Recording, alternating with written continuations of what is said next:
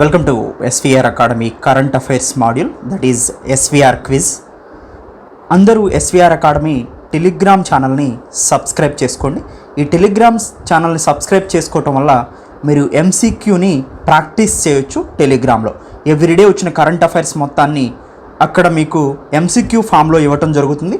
వాటి ఎక్స్ప్లెనేషన్ అనేది క్లియర్ కట్గా ఇక్కడ ఇవ్వటం జరుగుతుంది అనమాట. ఆన్లైన్ రిజిస్ట్రేషన్ కోసం ఇక్కడ క్లిక్ చేయొచ్చు మీరు.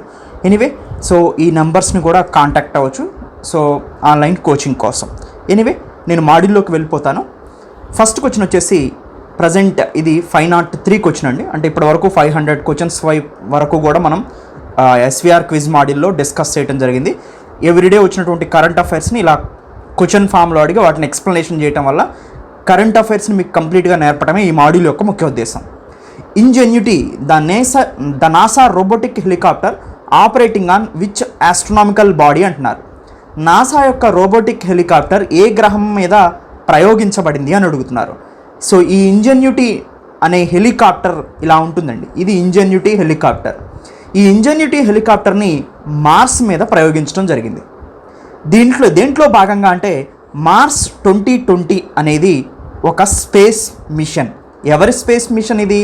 NASA space machine. అంటే మార్స్ ఎక్స్ప్లోరర్ ప్రోగ్రామ్ అంటారు. అంటే అంగారకుడి మీద పరిశోధించడానికి ఈ ప్రోగ్రామ్ని, ఈ కార్యక్రమాన్ని నాసా చేపట్టింది. సో ఇది 30th జూలై 2020న లాంచ్ చేయడం జరిగింది. ఈ మార్స్ 2020లో 2 ఎక్విప్మెంట్స్ ఉన్నాయి. ఒకటి పర్సీవరెన్స్ రోవర్, రెండోది ఇంజెన్యూటీ హెలికాప్టర్. ఇవి రెండు చాలా ముఖ్యమైనది.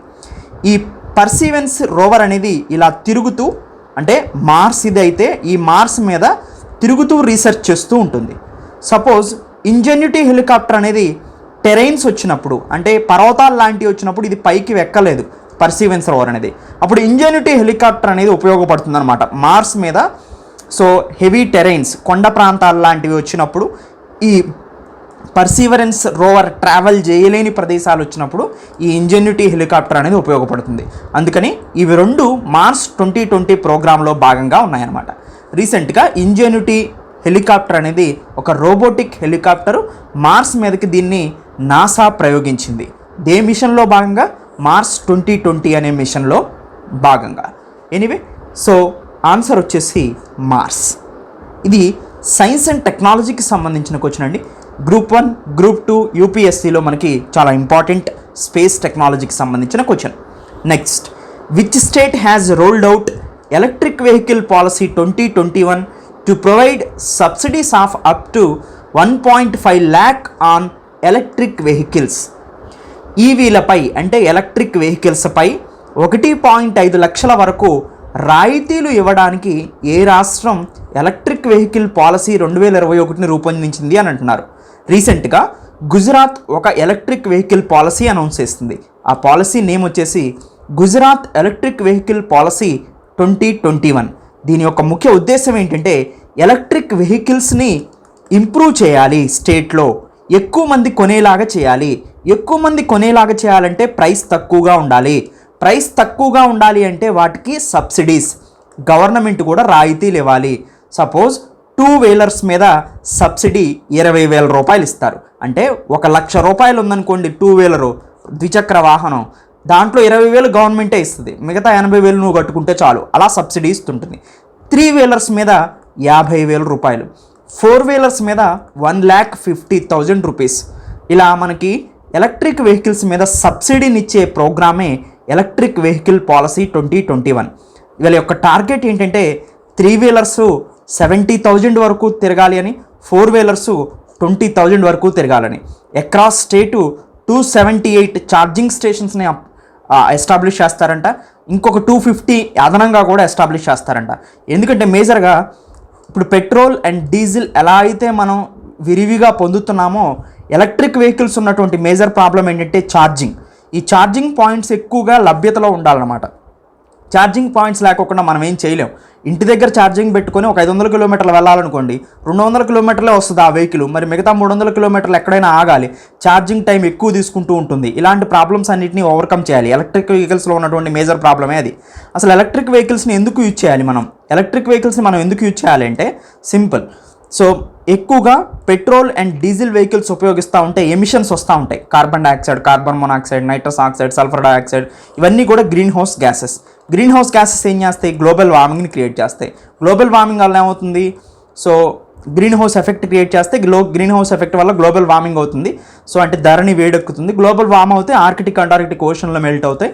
సో ఆర్కిటిక్, అంటార్కిటిక్లో ఐస్ మెల్ట్ అవుతుంది. ఐస్ మెల్ట్ అయితే సో గ్లోబ్ మొత్తం వాటర్తో నిండిపోతుంది. ఇన్ని రకాల ఇబ్బందులు కలిగే అవకాశం ఉంటుంది.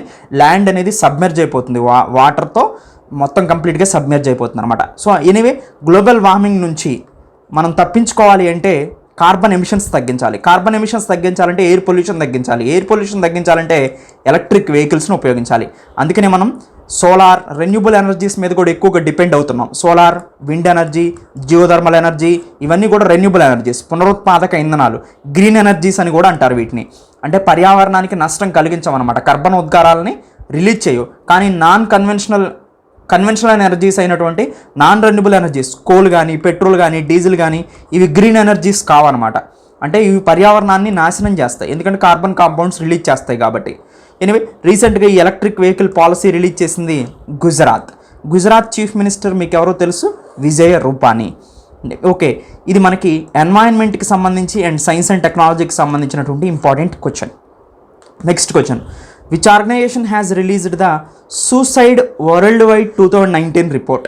సూసైడ్ వరల్డ్ వైడ్, ఆత్మహత్యలకు సంబంధించిన ఒక నివేదికని 2019కి సంబంధించి రీసెంట్గా ఎవరు రిలీజ్ చేశారంటే వరల్డ్ హెల్త్ ఆర్గనైజేషన్ రిలీజ్ చేసిందండి. ఈ వరల్డ్ హెల్త్ ఆర్గనైజేషన్ 2019 రిపోర్టు ప్రకారం దాదాపుగా ప్రతి సంవత్సరం ప్రపంచంలో 7 లక్షల మంది సూసైడ్ చేసుకుంటున్నారంట. Nearly 77% of global suicides occur in low and middle incomes. అంటే అత్యధికంగా అభివృద్ధి చెందుతున్నటువంటి దేశాల్లో కాకోకుండా లోయర్ ఆఫ్రికన్ కంట్రీస్లోను, మిడిల్ ఇన్కమ్ కంట్రీస్లోనూ ఎక్కువగా ఉందన్నమాట. అంటే పేదరికం ఎక్కువగా ఉన్నటువంటి దేశాల్లో, నిరుద్యోగిత ఎక్కువగా ఉన్న దేశాల్లో ఈ సూసైడ్ రేట్ ఎక్కువగా ఉంది. దాదాపుగా 77% వీటిల్లోనే ఉంది. తర్వాత మొత్తం 15 నుంచి సో ఈ 19 సంవత్సరాల వయసు గల వాళ్ళలో ఎక్కువగా సూసైడ్ అనేది 4th కాజ్ ఆఫ్ డెత్గా ఉంది. సో ఎక్కువ మంది చనిపోతూ ఉంటే 15 నుంచి 19 సంవత్సరాల మధ్యలో వాళ్ళలో వేళల్లో నాలుగవ రీజన్ ఏంటంటే సూసైడే మేజర్గా కనిపిస్తుంది అనమాట. So suicide is the second leading cause of death among 15 to 29 years. 15 నుంచి 29 సంవత్సరాల వయసులో చనిపోయే వాళ్ళలో 2వ ప్లేస్లో సూసైడ్ ఉంది. తర్వాత ఇవన్నీ స్టాటిస్టిక్స్ అంతగా మనకి అవసరం లేకపోయినప్పటికీ కూడా జస్ట్ ఈ నివేదికను ఎవరు రిలీజ్ చేస్తారో అవైతే సరిపోతుంది మనకి. ఎనివే, ఇది ఇంటర్నేషనల్ రిలేషన్స్కి సంబంధించినటువంటి ఇంపార్టెంట్ టాపిక్ అండి. Next, which Indian institution is involved in CEOS COAST project which was recently endorsed by a UN body? ఇటీవల UN సంస్థ ఆమోదించిన CEOS కోస్ట్ ప్రాజెక్ట్లో ఏ భారతీయ సంస్థ పాల్గొంటుంది అంటున్నారు. ఇస్రో ఈ ప్రాజెక్ట్లో పాల్గొంటుందండి. సో ఈ CEOS కోస్ట్ అంటే ఇక్కడ మనకి ఇది మల్టీనేషనల్ ప్రాజెక్ట్. అంటే ఒక దేశమే కాదు, చాలా దేశాలు దీంట్లో పాల్పంచుకుంటున్నాయి. Committee on earth observation satellite coastal observation application services and tools, CEOS COAST అంటే అది అబ్రివేషన్. అయితే దీంట్లో ఇస్రో కూడా పాల్పంచుకుంటుంది. నేషనల్ ఓషియానిక్ అట్మాస్ఫియరిక్ అడ్మినిస్ట్రేషన్కి సంబంధించిన యుఎస్తో పాటు ఇస్రో కూడా పాల్పంచుకుంటుంది. దీని యొక్క ముఖ్యమైన ఉద్దేశం ఏంటి అంటే accuracy of coastal data based on satellite and land based observation. అంటే ఇలాంటి శాటిలైట్స్ ద్వారా రిలయబుల్ కోస్టల్ డేటాని తెలుసుకోవడం. అంటే సముద్రం యొక్క మట్టం ఎంత పెరుగుతుంది, సముద్రాల యొక్క ప్రభావం ల్యాండ్ మీద ఎలా ఉండింది, ఇలాంటి కోస్టల్కి సంబంధించినటువంటి బయోడైవర్సిటీ అండ్ కోస్టల్కి సంబంధించిన మెరైన్ ఇన్ఫర్మేషన్ టోటల్గా తెలుసుకునే ప్రాజెక్టే ఈ CEOS కోస్ట్ అనే ప్రాజెక్ట్. ఎవరు NOAA USAకి సంబంధించిన ఈ సంస్థతో ఇండియాకి సంబంధించిన ఏ సంస్థ పాలుపంచుకుంటుంది? ఇస్రో మేజర్గా పాలుపంచుకుంటుంది. ఇది మనకి సైన్స్ అండ్ టెక్నాలజీకి సంబంధించినటువంటి ఇంపార్టెంట్ క్వశ్చన్ అండి. Which state is implementing SALT programme for education which was recently sanctioned by the World Bank? So అంటే కొంత మనీని వరల్డ్ బ్యాంక్ కూడా ఈ కార్యక్రమానికి ఇస్తుందంటే ఈ సాల్ట్ ప్రోగ్రామ్ ఎక్కడ జరుగుతుందంటే ఆంధ్రప్రదేశ్ యొక్క ప్రోగ్రామే ఈ సాల్ట్ ప్రోగ్రామ్ అంటే అండి. సాల్ట్ అంటే ఏంటంటే సపోర్టింగ్ ఆంధ్రాస్ లెర్నింగ్ ట్రాన్స్ఫర్మేషన్, దీన్నే సాల్ట్ ప్రోగ్రామ్ అంటారు. ఇది ఆంధ్రప్రదేశ్ యొక్క ఫ్లాగ్షిప్ ప్రోగ్రామ్. దేనికి సంబంధించిన ప్రోగ్రామ్ ఇది?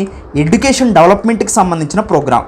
ఏం లెర్నింగ్ అవుట్కమ్స్ని పెంచడం, అంటే విద్యార్థుల్లో నేర్చుకునే అవుట్పుట్ని బాగా ఇంక్రీజ్ చేయటం, quality of teaching practices, teachers యొక్క క్వాలిటీని ఎన్ష్యూర్ చేయటం, స్కూల్ మేనేజ్మెంట్ యొక్క క్వాలిటీని ఇంప్రూవ్ చేయటం, బేసిక్ ఎడ్యుకేషన్ని అందించటం.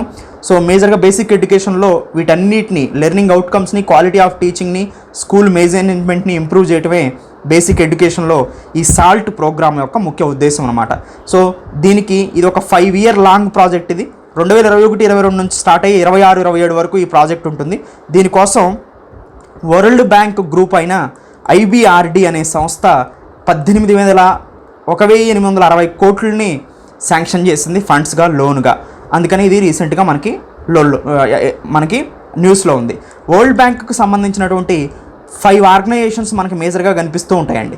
ఈ 5 ఆర్గనైజేషన్స్లో ఫస్ట్ది international bank for reconstruction and development, IBRD అనేది వరల్డ్ బ్యాంక్ గ్రూప్ 5 సంస్థలు ఉంటాయి. దాంట్లో ఫస్ట్ది IBRD, వరల్డ్ బ్యాంక్ గ్రూప్లో ఫస్ట్ది IBRD. రెండోది ఇంటర్నేషనల్ డెవలప్మెంట్ అసోసియేషన్ అంటారు, IDA. మూడోది ఇంటర్నేషనల్ ఫినాన్షియల్ కార్పొరేషన్ అంటారు. నాలుగోది మల్టీలేటరల్ ఇన్వెస్ట్మెంట్ గ్యారంటీ ఏజెన్సీ అంటారు. ఐదోది ICSID అంటారు, international centre for settlement of investment disputes. ఇలా వరల్డ్ బ్యాంక్ గ్రూప్ అంటే గుర్తుపెట్టుకోండి 5 ఆర్గనైజేషన్స్ ఉంటాయి. దాంట్లో అయినటువంటి ఇంపార్టెంట్ ఆర్గనైజేషను IBRD. ఈ IBRD అనేది 1944లో ఫామ్ అయింది. దీని యొక్క ముఖ్య ఉద్దేశం ఏంటంటే లోన్లు ఇస్తూ ఉంటుంది దేశాలకి. ఈ వరల్డ్ బ్యాంకుకు సంబంధించిన international bank for reconstruction and development IBRD అనేది లోన్లు ఇస్తూ ఉంటుంది. ఎవరికి లోన్లు ఇస్తూ ఉంటుంది? అనేక దేశాలకు లోన్లు ఇస్తూ ఉంటుంది, కంట్రీస్కి.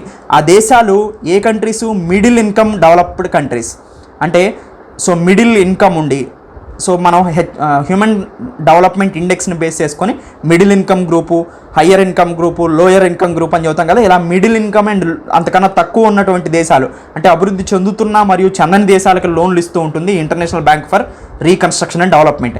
మేజర్గా ఇన్ఫ్రాస్ట్రక్చర్ డెవలప్మెంట్కి ఎక్కువగా లోన్లు ఇస్తూ ఉంటుంది. అంటే ఎడ్యుకేషన్ ఇంప్రూవ్ చేయడానికి కానీ, హెల్త్ని ఇంప్రూవ్ చేయడానికి కానీ, ప్రాజెక్ట్స్, డ్రింకింగ్ వాటర్ ప్రాజెక్ట్స్ కట్టుకోవడానికి కానీ, ఇలాంటి వాటికి ఇది ఉపయోగపడుతుంది. IBRD అనేది వరల్డ్ బ్యాంక్ గ్రూప్కి సంబంధించినటువంటి ఒక ముఖ్యమైన సంస్థ. 5 బాడీలు ఉంటే అది ఒక body IBRD.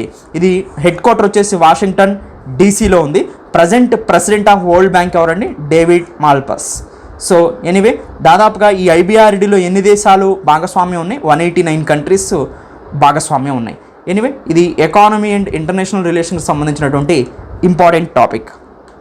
Next, what is ICMED 13485+, which was scene in news recently? ఇటీవల వార్తల్లో కనిపిస్తున్నటువంటి ICMED 13485+ అంటే ఏంటి అని అడుగుతున్నారు.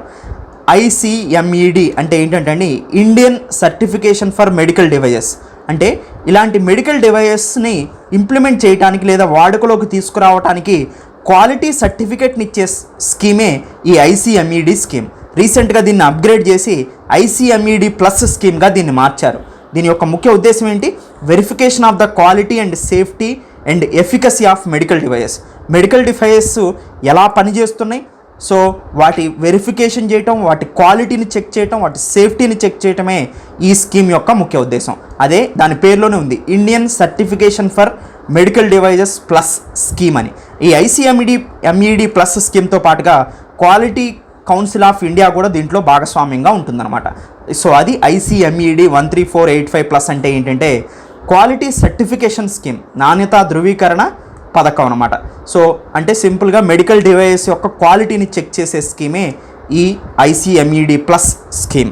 ఇది మనకి సైన్స్ అండ్ టెక్నాలజీలో, మనకి హెల్త్ సైన్స్లో చాలా ఇంపార్టెంట్ క్వశ్చన్ అండి. Next, which country recently tested an airborne high power laser that can shoot down drones? మనకు తెలుసండి, డ్రోన్స్తో రీసెంట్గా అటాక్ కూడా జరిగింది. మనం ఒక మాడ్యూల్ కూడా చేసాం దీని గురించి. Group 1 ఎడిటోరియల్ డిస్కషన్లో కూడా దీన్ని మనం ఇంట్రడ్యూస్ చేయడం జరిగింది.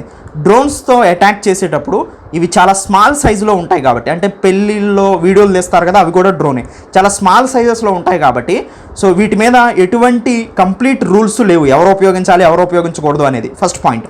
సెకండ్ పాయింట్ ఏంటంటే ఇవి చాలా స్మాల్ సైజులో ఉంటాయి. దానివల్ల ఏంటంటే థర్డ్ పాయింట్, రేడార్కి దొరకడానికి అవకాశం ఉండదు. దానివల్ల యాంటీ మిసైల్ని వీటి మీద ఉపయోగించడం చాలా కష్టంగా మారుతుందన్నమాట. అందుకని వీటిని డిటెక్ట్ చేయడం కానీ డిస్ట్రాయ్ చేయడం కానీ కష్టంగా ఉంటుంది. వీటికి స్పెషలైజ్డ్ వెపన్స్ కావాలి, స్పెషల్ వెపన్స్ కావాలి, స్పెషల్ లేజర్ వెపన్స్ కావాలి. ముఖ్యంగా లేజర్ వెపన్స్ అంటే ఇలా లేజర్తోనే డిస్ట్రాయ్ చేయగలుగుతాం అనమాట వీటిని. ఇలాంటి లేజర్ వెపన్స్ని రీసెంట్గా ఫైండ్ అవుట్ చేసింది, అంటే వీని ఉపయోగించిన కంట్రీ ఏంటంటే ఇజ్రాయిల్ మనకు తెలుసు.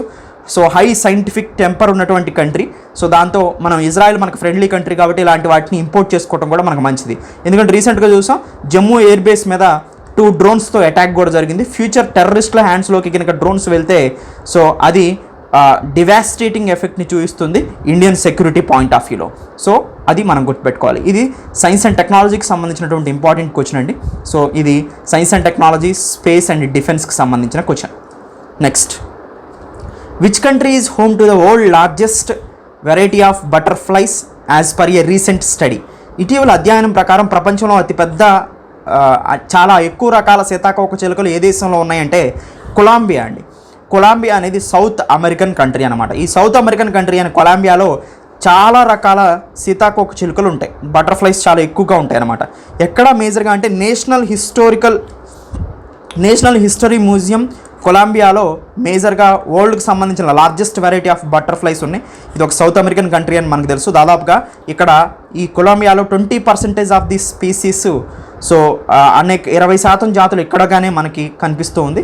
సో కొలంబియన్ బటర్ఫ్లైస్గా ఇది ఎక్కువగా ప్రసిద్ధిగాంచిందనమాట. దాదాపుగా కొలంబియాలో వరల్డ్లో ఉన్నటువంటి 20%, మొత్తంగా 200 బటర్ఫ్లై స్పీసీస్ ఇక్కడ మనకు కనిపిస్తుంటాయి. 200 వెరైటీలు సీతాకోక చిలుకలు మనకి కొలంబియాలో కనిపిస్తూ ఉంటాయి అన్నమాట. So ఎనీవేండి Colombia. సో ఇది మనకి ఎన్వైరన్మెంట్కి సంబంధించినటువంటి biodiversity question as well as so international రిలేషన్స్కి సంబంధించి కూడా ఇంపార్టెంట్ క్వశ్చన్. తర్వాత yellow gold 48 which was launched recently is the first ever commercial variety of which crop అని అడుగుతున్నారు. ఇటీవల ప్రారంభించిన ఎల్లో గోల్డ్ 48 ఏ పంటలో ఉన్నటువంటి వాణిజ్య రకం అని అడుగుతున్నారు. వాటర్ మెలన్ అండి, పుచ్చకాయకి సంబంధించినటువంటి ఒక సీడ్ అనమాట ఇది. So German agrochemical major Bayer సంస్థ ఎవరైతే ఉన్నారో వీళ్ళు ఇండియాలో దీన్ని లాంచ్ చేశారండి. First ever yellow watermelon variety. Yellow ఉంటుంది లోపల, అంటే లోపల ఎల్లోగా ఉంటుంది అనమాట. కోసిన తర్వాత మనకు యాక్చువల్గా రెడ్గా ఉంటుంది, కానీ ఇక్కడ ఎల్లోగా ఉంటుంది. ఎల్లో గోల్డ్ 48 అనే ఒక రకాన్ని ఇండియాలో ఇంట్రొడ్యూస్ చేశారండి. బ్రాండ్ నేమ్ వచ్చేసి సెమినిస్ అనే బ్రాండ్ నేమ్తో ఈ yellow colour water melon variety అయిన ఎల్లో గోల్డ్ 48 లాంచ్ చేయడం జరిగింది. సో ఇది మనకి ఎకానమీలో అగ్రికల్చర్కి సంబంధించినటువంటి ఇంపార్టెంట్ టాపిక్ అండి. Next, which company has announced 75,000 crore investment in clean energy business? Clean energy బిజినెస్లో 75,000 కోట్ల రూపాయలు పెట్టుబడిని ఏ సంస్థ ఇటీవల ప్రకటించింది అని అడుగుతున్నారు. క్లీన్ ఎనర్జీ బిజినెస్ అంటే ఏంటంటే అండి, క్లీన్ ఎనర్జీ అంటే ఏంటండి, ఎన్వైరన్మెంట్కి పర్యావరణానికి హాని చేయండి, ఎన్వైరన్మెంట్కి హార్మ్ఫుల్ కాని ఎనర్జీస్ అంటే సోలార్ ఎనర్జీ, విండ్ ఎనర్జీ, సౌరశక్తి, పవనశక్తి, జియోథర్మల్ ఎనర్జీ, టైడల్ ఎనర్జీ, ఇలాంటివన్నిటిని కూడా మనం ఏమంటామంటే క్లీన్ ఎనర్జీస్ అంటారు. సో పర్యావరణ హితమైనటువంటి వనరులు, వాటి నుంచి ఉత్పత్తి చేసే విద్యుత్. కానీ కోల్ కానీ పెట్రోల్ కానీ డీజిల్ కానీ ఇవి క్లీన్ ఎనర్జీస్ కావు, ఎందుకంటే పర్యావరణాన్ని నాశనం చేస్తాయి, ఎందుకంటే కార్బన్ కాంపౌండ్స్ని రిలీజ్ చేస్తాయి. వీటిని బర్న్ చేస్తే కార్బన్ కాంపౌండ్స్ అయినా కార్బన్ డైఆక్సైడ్, కార్బన్ మోనాక్సైడ్ ఇలాంటివి రిలీజ్ అవుతాయి. వీటి ఎయిర్ పొల్యూషన్కి కారణం అవుతాయి, గ్లోబల్ వార్మింగ్ కారణం అవుతాయి. కానీ క్లీన్ ఎనర్జీస్ గ్లోబల్ వార్మింగ్కి కారణం కావు. అందుకని అన్ని కంట్రీల్లో ఉన్నటువంటి, అన్ని దేశాల్లో ఉన్నటువంటి ముఖ్యమైన సంస్థలన్నీ కూడా క్లీన్ ఎనర్జీస్ని డెవలప్ చేయడానికి మనీని ఇన్వెస్ట్ చేస్తూ ఉన్నాయి. ఎందుకంటే ఫ్యూచర్లో ఎక్కువగా క్లీన్ ఎనర్జీనే ఫోర్ ఫ్రంట్లో ఉండే అవకాశం ఉంది. ఇంక్లూడింగ్ వెహికల్స్తో పాటుగా కార్స్, బైక్స్, కమర్షియల్ వెహికల్స్ ఇవన్నీ కూడా క్లీన్ ఎనర్జీ మీద నడవడానికి ఎక్కువగా అవకాశం ఉందన్నమాట. సో అలా రిలయన్స్ ఇండస్ట్రీస్ 75,000 కోట్లను అనౌన్స్ చేసింది క్లీన్ ఎనర్జీ మీద ఇన్వెస్ట్ చేయడం కోసం. ఈ దాదాపుగా 4 గిగా ఫ్యాక్టరీస్ని వచ్చే 3 సంవత్సరాల్లో ఎస్టాబ్లిష్ చేస్తామని చెప్తుంది. దానికి గాను 75,000 కోట్లని అనౌన్స్ చేయడం జరిగిందనమాట. సో దాదాపుగా 60,000 కోట్ల రూపాయలు సోలార్ ఫోటోవోల్టాయిక్ సెల్స్ని తయారు చేయడానికి, అంటే గ్రీన్ ప్లేట్స్ ఉంటాయి కదా మీకు, సో బ్లూ ప్లేట్స్ లాగా సోలార్ ప్లేట్స్, సో అలా ఫోటోవోల్టాయిక్ సెల్స్ని, తర్వాత green hydrogen batteries and fuel cells మీద ఇన్వెస్ట్ చేస్తారంట 60,000 కోట్లు. మిగతా 15,000 కోట్లు value chain and future technologies, so value chain మీద ఇంట్రడ్యూస్ చేస్తారనమాట. ఎనీవే టోటల్గా మనకి ఒక 5,000 ఎకరాల్లో Dhirubhai Ambani green energy giga కాంప్లెక్స్ని గుజరాత్లో ఎస్టాబ్లిష్ చేస్తామని రిలయన్స్ ఇండస్ట్రీ చెప్పింది. మొత్తంగా క్లీన్ ఎనర్జీ బిజినెస్లోకి రిలయన్స్ దిగుతుంది. సో పవర్ జనరేషన్ మొత్తం కూడా మేజర్గా వీళ్ళు కోలు లేదా ఫాజిల్ ఫ్యూయల్స్ నుంచి కర్బన ఉద్గారాలు రిలీజ్ అయ్యేటువంటి సో రిసోర్సెస్ని మాత్రం వీళ్ళు ఉపయోగించరు, క్లీన్ ఎనర్జీస్ని మాత్రం ఉపయోగిస్తారు. అందుకని దీన్ని క్లీన్ ఎనర్జీ బిజినెస్లోకి రిలయన్స్ ఇండస్ట్రీస్ గ్రూపు 75,000 కోట్లని ఇన్వెస్ట్ చేయడానికి రెడీ అయింది. సో ఎనీవేండి, ఇది ఎన్వైరన్మెంట్కి సంబంధించినటువంటి ఇంపార్టెంట్ టాపిక్. సో ఇవి మేజర్గా so SVR quiz module, so ఈ మాడ్యూల్లో ఉన్నటువంటి ముఖ్యమైన అంశాలు. సో ఎస్విఆర్ క్విజ్ అనేది మీకు చాలా బాగా ఉపయోగపడుతుందండి. ఎస్విఆర్ క్విజ్లో ముఖ్య ఉద్దేశమే కరెంట్ అఫైర్స్ని క్లియర్ కట్గా నేర్పించడం, దానికి సంబంధించినటువంటి ఎంసీక్యూ ప్రాక్టీస్ని మీకు టెలిగ్రామ్లో అందించడం. So anyway, group 1 and group 2 మాడ్యూల్స్లో మాత్రమే ఈ SVR quiz current affairs upload అవుతుంది. ఎకానమీ అంటే కరెంట్ ఎకానమీ వాళ్ళు ఓన్లీ ఎకానమీ కాబట్టి వాళ్ళు ఎకానమీ మాడ్యూల్ తీసుకున్న వాళ్ళు కరెంట్ ఎకానమీ వస్తుంది వాళ్ళకి. సో అదర్ వాళ్ళు ఎవరైతే ఉన్నారో వాళ్ళు సింగిల్ మాడ్యూల్స్ తీసుకుంటే ఎస్విఆర్ క్విజ్ మాడ్యూల్ రాదు. ఓన్లీ ఎస్విఆర్ క్విజ్ మాడ్యూల్ అనేది గ్రూప్ 2 అండ్ గ్రూప్ 1 వాళ్ళకి మాత్రమే టోటల్ కోర్సులో మాత్రమే ఇవ్వటం జరుగుతుందన్నమాట. సో ఎవరైనా కోర్సెస్ని పర్చేజ్ చేయాలనుకుంటే పక్కన లింక్ని నేను ప్రొవైడ్ చేస్తున్నాను. సో ఎలా కోర్స్ని పర్చేజ్ చేయాలో కూడా మీకు పక్కన డిస్ప్లే అవుతుంది, లేదా కింద ప్రొవైడ్ చేసిన నంబర్స్ కాల్ చేసైనా కానీ కోర్స్ని మీరు పర్చేజ్ చేయొచ్చు. Thank you, have a nice day. Welcome to SVR Academy. SVR Academy online కోర్సెస్ని పర్చేజ్ చేయటం ఎలా అనేది ఈ మాడ్యూల్లో చూస్తాం. ఎస్విఆర్ అకాడమీ నుంచి గ్రూప్ 1, గ్రూప్ 2, దాంతోపాటుగా సింగిల్ మాడ్యూల్స్ అయిన ఏపీ హిస్టరీ, ఎకానమీ, ఇండియన్ పాలిటీని మీకు అందించడం జరుగుతుంది. వాటిని ఎలా పర్చేజ్ చేసుకోవచ్చు, ఏ కోర్స్నైనా అనేది ఒకసారి ఇక్కడ చూద్దాం. ఫస్ట్ క్రోమ్ను ఓపెన్ చేస్తారు. ఓపెన్ చేసిన తర్వాత www.svracademy.in వెళ్తారు. వెబ్సైట్ ఓపెన్ అవుతుంది. ఈ వెబ్సైట్ ఓపెన్ అయిన తర్వాత కిందకి స్క్రోల్ చేస్తారు. కిందకి స్క్రోల్ చేసిన తర్వాత ప్రతి కోర్సు దాన్ని కింద బై నౌ అనే బటన్ కనిపిస్తూ ఉంటుంది మనకి. సపోజ్ నేను గ్రూప్ 2 పర్చేజ్ చేయాలని అనుకుంటున్నాను అనుకోండి. ఫస్ట్ నేను గ్రూప్ 2 కోర్సుని సెలెక్ట్ చేసుకుంటాను. సపోజ్ ఇక్కడ గ్రూప్ 2 వచ్చింది. ఇక్కడ నీకు బై నౌ అనే ఆప్షన్ ఉంది. బై నౌని క్లిక్ చేస్తాను. బై నౌని క్లిక్ చేసిన తర్వాత ఒక రిజిస్ట్రేషన్ ఫామ్ ఓపెన్ అయింది. ఆ రిజిస్ట్రేషన్ ఫామ్లో నా డీటెయిల్స్ని ఎంటర్ చేస్తాను అనమాట నేను. ఓకే, నా నేమ్ ఎంటర్ చేశాను. నా నేమ్ ఎంటర్ చేసిన తర్వాత ఇమీడియట్గా ఈమెయిల్ ఎంటర్ చేయమని అడుగుతుంది. ఈమెయిల్ ఎంటర్ చేయండి మీరు. ఓకే, ఈమెయిల్ ఎంటర్ చేశారు. ఈమెయిల్ ఎంటర్ చేసిన తర్వాత మొబైల్ నెంబర్ ఎంటర్ చేయమని అడుగుతుంది. మీరు మొబైల్ నెంబర్ ఎంటర్ చేస్తారు. తర్వాత పాస్వర్డ్ అడుగుతుంది. మీరు ఏదో ఒక పాస్వర్డ్ సెట్ చేసుకోండి గుర్తుండేలాగా మీకు. ఆ పాస్వర్డ్ సెట్ చేసుకున్న తర్వాత మీకు ఏ కోర్స్ కావాలని అడుగుతుంది. ఆ కోర్సుని సెలెక్ట్ చేసుకోండి. ఇప్పుడు నాకు గ్రూప్ 2 కదా పర్చేజ్ చేయాలనుకుంటుంది. గ్రూప్ 2కి సెలెక్ట్ చేశాను. రిజిస్ట్రేషన్ అనే బటన్ ఉంది, దాన్ని క్లిక్ చేయండి. ఇప్పుడు మీరు సక్సెస్ఫుల్గా రిజిస్ట్రేషన్ అయిపోయారనమాట. ఈ రిజిస్ట్రేషన్ అయిన తర్వాత ఇక్కడ మీ మొబైల్ నెంబర్ ఎంటర్ చేయమని అడుగుతుంది. మీరు ఏదైతే మొబైల్ నెంబర్ రిజిస్ట్రేషన్ ఫామ్లో ఇచ్చారో ఆ మొబైల్ నెంబర్ని ఇక్కడ ఎంటర్ చేస్తారు. ఎంటర్ చేసిన తర్వాత పాస్వర్డ్ అడుగుతుంది. ఓకే, పాస్వర్డ్ని ఎంటర్ చేస్తారు. పాస్వర్డ్ ఎంటర్ చేసిన తర్వాత మీకు డైరెక్ట్గా వెబ్సైట్ ఓపెన్ అవుతుంది. ఇక్కడ ఓపెన్ అయిన తర్వాత కిందకి స్క్రోల్ చేయండి. సపోజ్ వెరైటీ ఆఫ్ మాడ్యూల్స్ ఉన్నాయి. వీటిలో మీరు ఏదైనా యాడ్ చేసుకోవచ్చు అనమాట. సపోజ్ నేను గ్రూప్ 2 యాడ్ చేసుకోవాలనుకుంటున్నాను. యాడ్ బటన్ని ప్రెస్ చేశాను. సో గ్రూప్ 2 యాడ్ అయింది నాకు. దానికి సంబంధించిన ఫీజుని పే చేయమని ఒక స్లైడ్ ఓపెన్ అయింది. ఈ ఫీజు పే చేయమన్న దాంట్లో నేను ఫస్ట్ కాలమైన భీమ్ Pay, Google Pay, Paytm, PhonePe ఎలా అయినా పే చేసుకోవచ్చు. Credit card, debit card, net banking, EMI, wallets, so ఇవన్నీ కూడా మనం యూజ్ చేసుకోవచ్చు అనమాట. వీటన్నిటిని ఉపయోగించుకొని నేను పేమెంట్ చేసేస్తాను. పేమెంట్ చేసేసిన తర్వాత పేమెంట్ సక్సెస్ఫుల్ అని వస్తుంది. సక్సెస్ఫుల్ అని వచ్చిన తర్వాత సింపుల్గా మీరు svracademy.in వెళ్తారు. వెళ్ళిన తర్వాత సింపుల్ మీకు ఇప్పుడు రిజిస్ట్రేషన్ అయిపోయారు, పేమెంట్ కూడా చేసేసారు. జస్ట్ ఎప్పుడైనా కానీ ఇంకా మీరు ఇప్పటి నుంచి చేయాల్సింది ఏంటంటే ఇలా వెబ్సైట్ ఓపెన్ చేసిన తర్వాత లాగిన్ అనే బటన్ మీకు కనిపిస్తుంది. ఆ లాగిన్ అనే బటన్ని క్లిక్ చేస్తారు. సింపుల్గా మీకు ఇక్కడ మొబైల్ నెంబర్ మీరు ఏదైతే రిజిస్ట్రేషన్ అయ్యారో సో దేని ద్వారా పేమెంట్ చేశారో ఆ మొబైల్ నెంబర్ని ఎంటర్ చేస్తారు ఇక్కడ. ఓకే, ఆ మొబైల్ నెంబర్ ఎంటర్ చేశారు. ఎంటర్ చేసిన తర్వాత పాస్వర్డ్ అడుగుతుంది. పాస్వర్డ్ని ఎంటర్ చేస్తారు. ఓకే, పాస్వర్డ్ ఎంటర్ చేసిన తర్వాత సింపుల్గా మీకు కోర్స్ ఓపెన్ అయిపోయింది. మీరు ఏదైతే కోర్సుని పర్చేజ్ చేశారో ఆ కోర్స్ కోసం లెఫ్ట్ సైడ్లో 3 డాట్స్ ఉన్నాయి. ఆ 3 డాట్ని కొడితే ఇక్కడ dash board, profile, video, study material, test series అని కనిపిస్తుంది. వీడియో మీద క్లిక్ చేయండి. మీరు యాడ్ చేసుకున్న గ్రూప్ 2 పర్చేజ్ చేసింది ఇక్కడ కనిపిస్తుంది. ఏపీపీఎస్సీ గ్రూప్ 2 మీద క్లిక్ చేయండి. మీకు సంబంధించిన వీడియోస్ మొత్తం ఓపెన్ అవుతాయి కంటిన్యూగా. ఫస్ట్ నుంచి లాస్ట్ వరకు చూస్తూ వెళ్ళిపోవటమే మీరు ఇంకా. సో ఏదైనా డౌట్స్ వస్తే దీంట్లో సింపుల్గా అడ్మినిస్ట్రేషన్ నంబర్ 7801086536 కాల్ చేసి క్లారిఫికేషన్ చేసుకోవచ్చు. జస్ట్ సైన్ అవుట్ అయిపోతారు అంతే. సో మళ్ళీ కావాలనుకుంటే సింపుల్గా సైన్ ఇన్ అవుతారు, సైన్ అవుట్ అవుతారు. ఇదే ప్రాసెస్ ప్రకారం మీరు ఆన్లైన్ కోర్సెస్ని పర్చేజ్ చేసుకోవచ్చు. ఈ ఈ పరిణామ క్రమంలో మీకు ఏ డౌట్ వచ్చినా కానీ ఎస్విఆర్ అకాడమీ అడ్మినిస్ట్రేషన్ నంబర్ 7801086536 నంబర్కి కాల్ చేసి మీరు డౌట్స్ని క్లారిఫై చేసుకోవచ్చు. Thank you. Welcome to SVR academy.